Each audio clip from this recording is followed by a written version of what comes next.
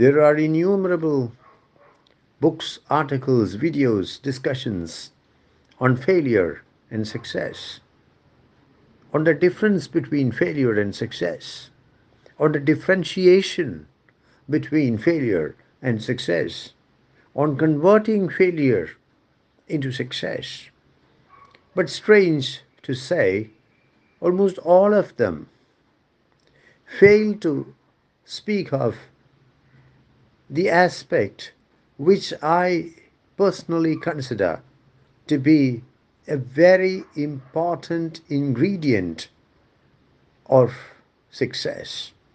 I call it the secret ingredient or the invisible ingredient because it cannot be seen easily, and its presence is essential for converting failure into success. I would like to begin with a real life example.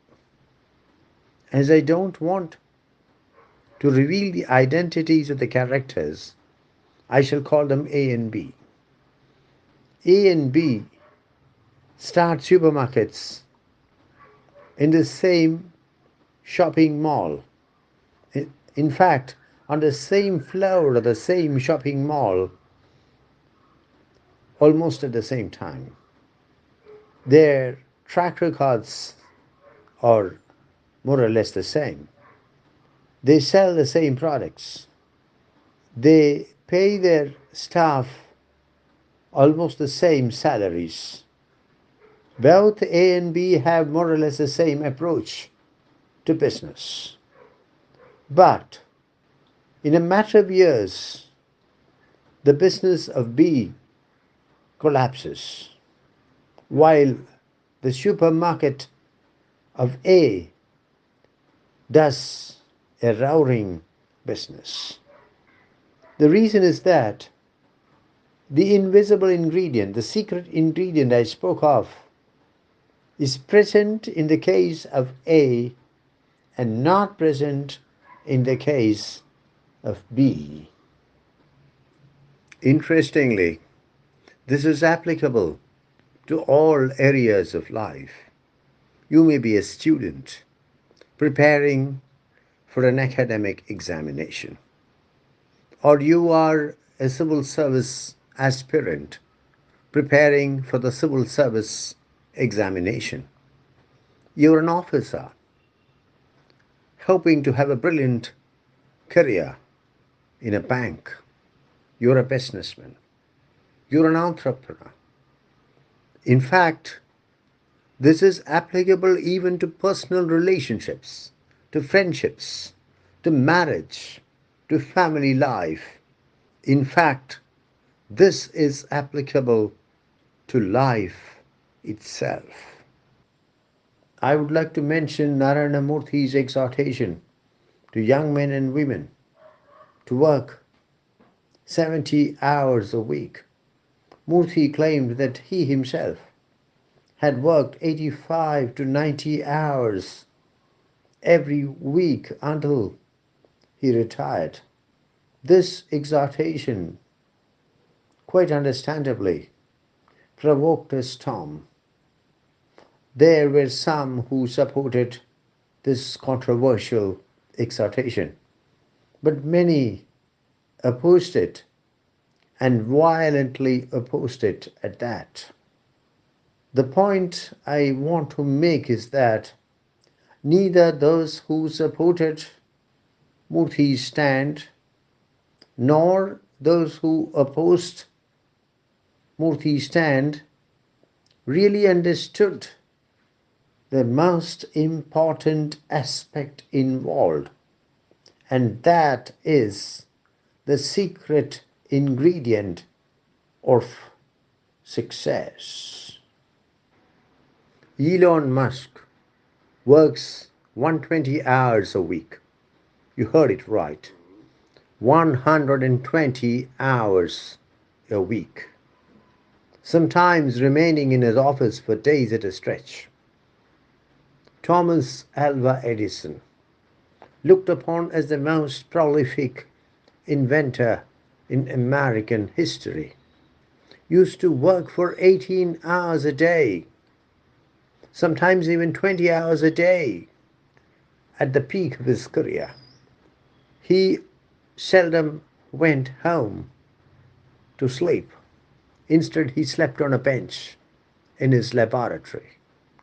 When somebody asked him how he could work so hard, he replied, laughing, "I have never worked a single day in my life. It is all fun."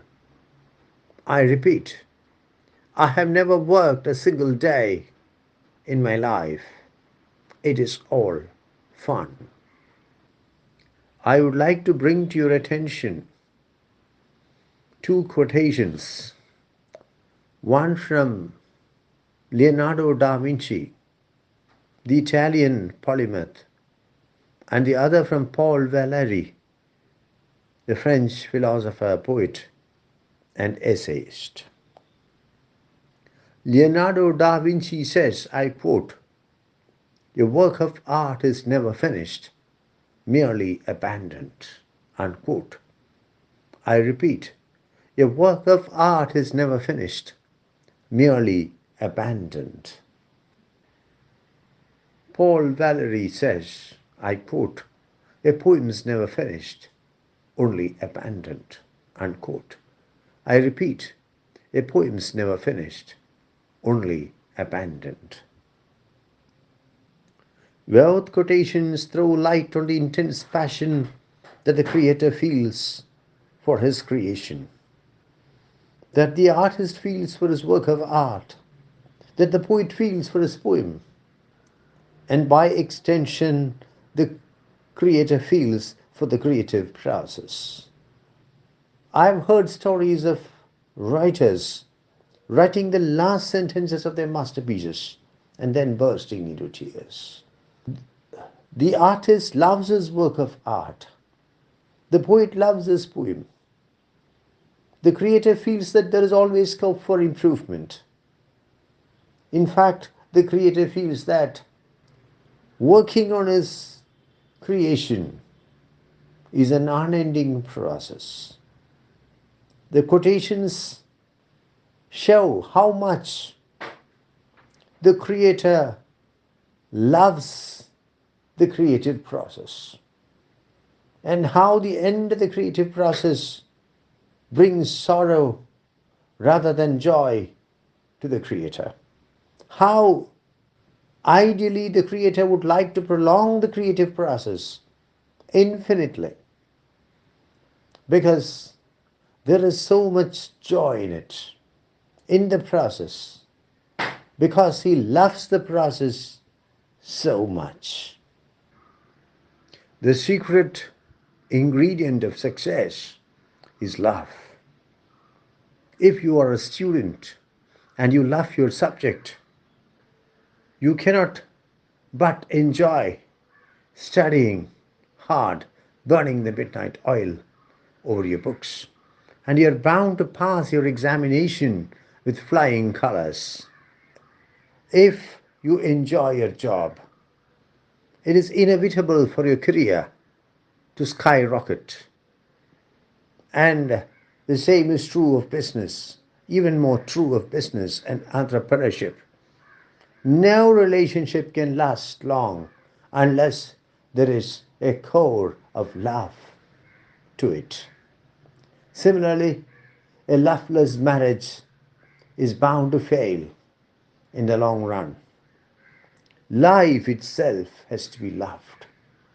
And it is only he who loves life can live life in the fullest sense.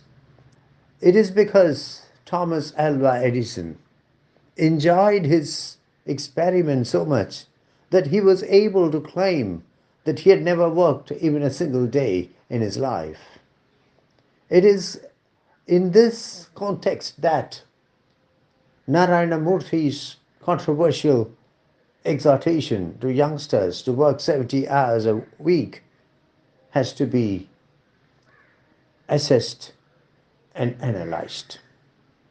the secret ingredient of success, the invisible success ingredient is love.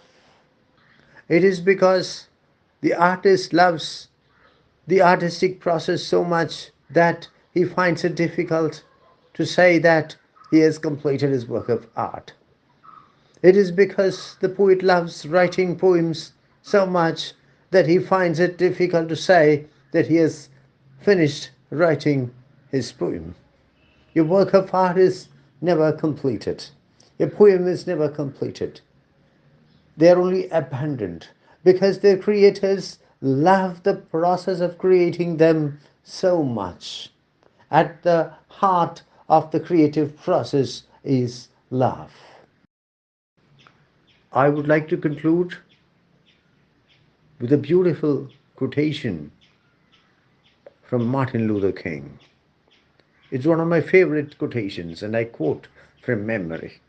I hope I'm accurate. This is what Martin Luther King says. I quote,